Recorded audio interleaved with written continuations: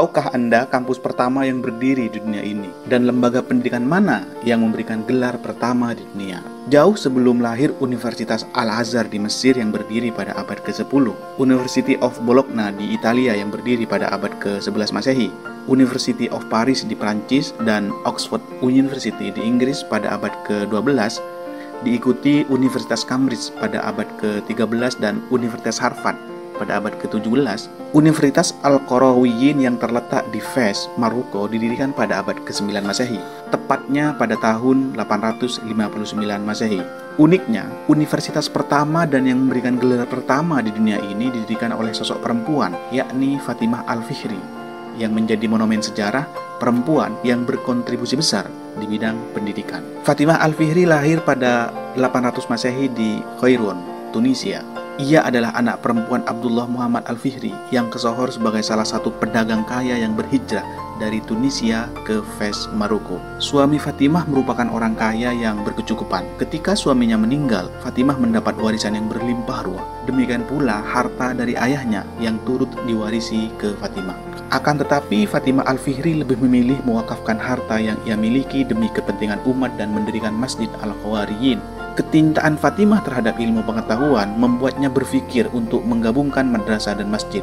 Tujuannya agar umat tidak hanya sekedar beribadah, namun madrasah untuk menuntut ilmu. Secara bertahap, pendirian berkembang menjadi Universitas Al-Qarawiyyin, dinamai berdasarkan tempat kelahiran Fatimah di Tunisia. Fatimah disebut ibu dari anak laki-laki. Julukan ini mungkin berasal dari amalnya dan fakta bahwa dia membawa siswa di bawah sayapnya. Selama berabad-abad, Universitas Al-Qarawiyyin menjadi pusat spiritual dan pendidikan utama di dunia muslim. Awalnya di sana berfokus pada pengajaran agama dan menghafal Al-Quran, tetapi seiring berkembangnya waktu, diperluas ke dalam tata bahasa Arab, musik, tasawuf, hingga kedokteran dan astronomi.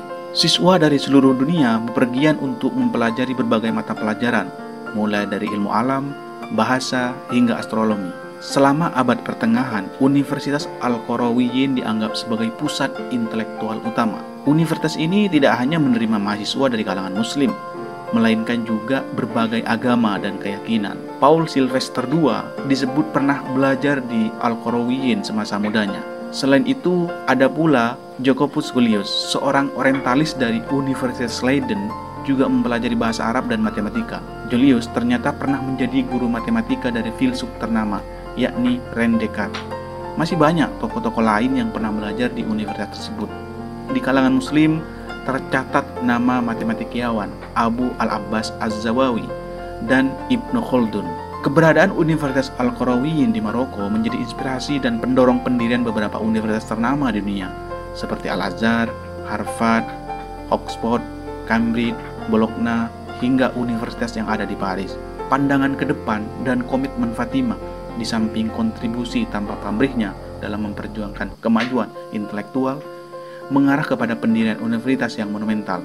Warisan luar biasa dan dedikasi dari upaya pemberdayaannya memang layak diterima dan merupakan sumber inspirasi bagi semua orang, termasuk bagi kalangan perempuan.